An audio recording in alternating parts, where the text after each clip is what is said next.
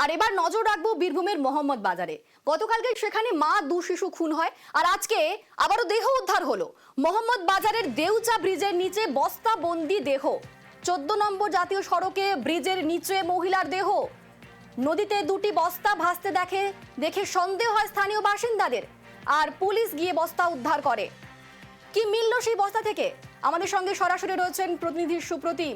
সুপ্রতিম, কিভাবে নজর এলো সেই বস্তা, আর সেই বস্তা খুলতে পুলিশ কি দেখতে পেল?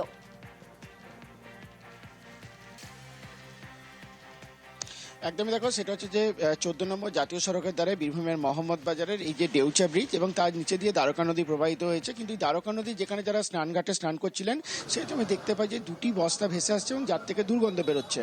এবং পুলিশের সন্দেহ হয়, সঙ্গে সঙ্গে কিন্তু পুলিশকে তারা খবর জানায় এবং পুলিশ এসে যখন বস্তা দুটো উদ্ধার করে, তখন দেখা যায় যে একটি বস্তার ভেতর থেকে এক অজ্ঞাত পরিচয় মহিলার মৃতদেহ তার মধ্যে রয়েছে এবং আরেকটি বস্তায় একটি ছাগলের দেহ রয়েছে।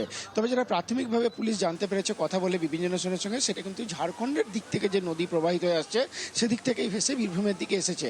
তবে যেহেতু 14 নম্বর জাতীয় সড়ক ওই দেউচা ব্রিজের উপর দিয়ে যাচ্ছে, তাই পুলিশ এই সম্ভাবনা উড়িয়ে দিচ্ছে না কি কোনো যানবাহন থেকে ওটা ফেলা হয়ে থাকতে পারে। তবে প্রত্যক্ষদর্শীরা যেরকম জানিয়েছে যে নদী দিয়ে ভেসে এসছে, পুলিশ কিন্তু সেই মতোই তদন্ত শুরু করেছে এবং সেই অজ্ঞাত পরিচয় যে মহিলার দেহ উদ্ধার রয়েছে সেটা কিন্তু ক্ষতবিক্ষত অবস্থায় রয়েছে, অর্থাৎ দেহ পছন্দ রয়েছে, তার মধ্যে দুর্গন্ধ বেরোচ্ছে।